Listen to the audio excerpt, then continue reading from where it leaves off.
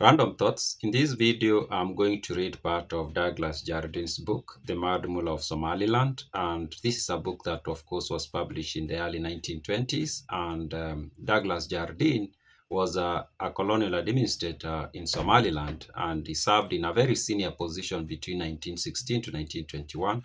Now, the book is about Mohammed Abdille Hassan, who fought what was known as the Dervish Wars against the British from 1899 to 1920s.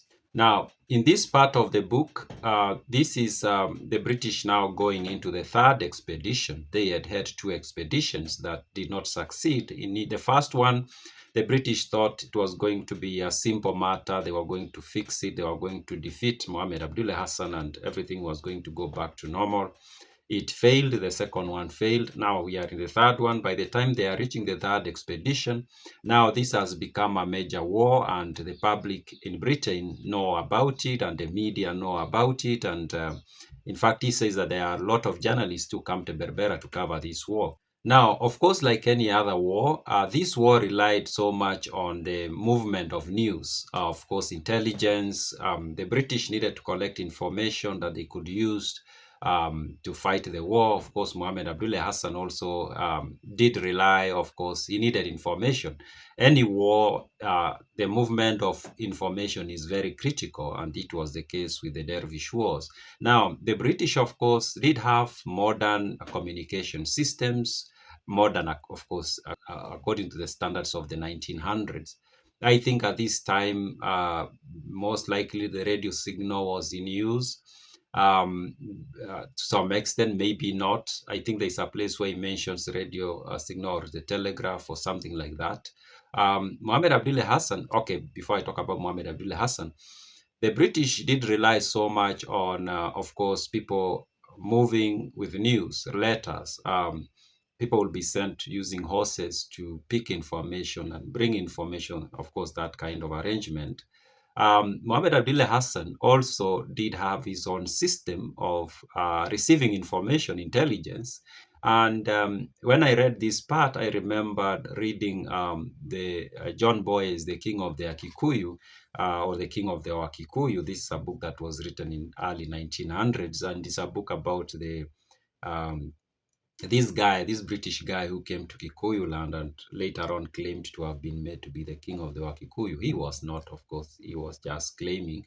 And he talks about, there's a place in the book where he says that information moves so fast in Africa. He was talking about a general belief in Europe that information in Africa moved faster than it moved in Europe. And he found that to be very interesting.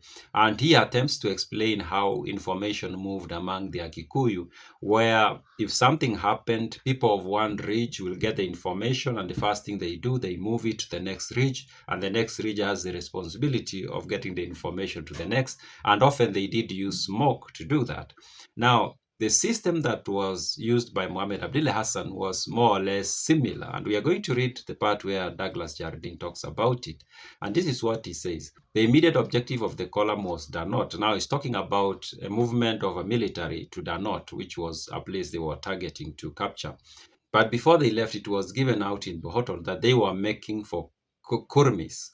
And to lend color to this, they marched some 25 miles down to the Kurmis road. So the British understood that Mohammed Abdille Hassan had, we can say, people who spies, people who would watch the British, what they are doing, and then they will pass that information over to Mohammed Abdille Hassan.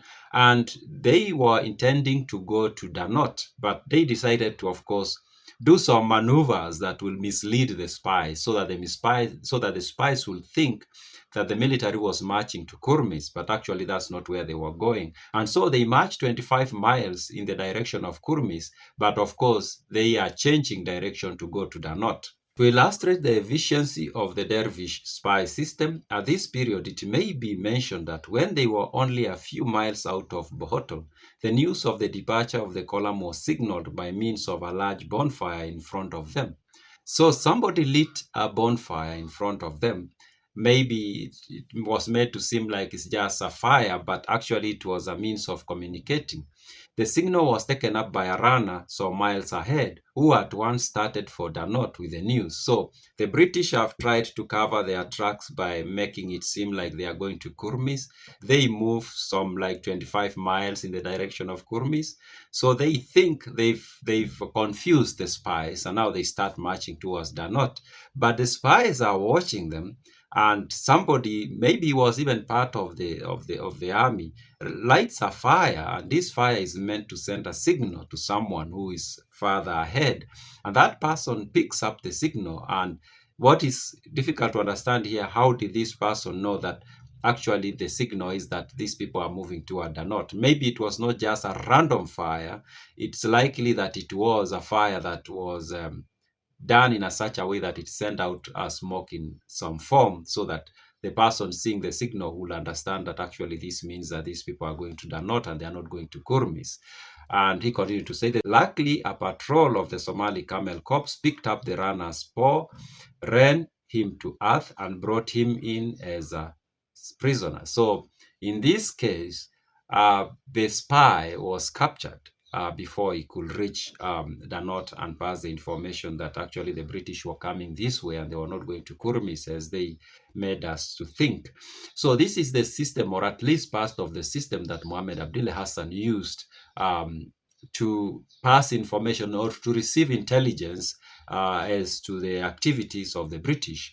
And it is an old rudimentary, we can say, system, but it was efficient for that time. It worked for that time. And if you read the book more, you realize that actually Mohammed Abdille Hassan was very successful with this system. He did get information that was so helpful that he almost always caught the British unawares. And that tells you that he had very reliable source of information, or he had a very reliable spy system.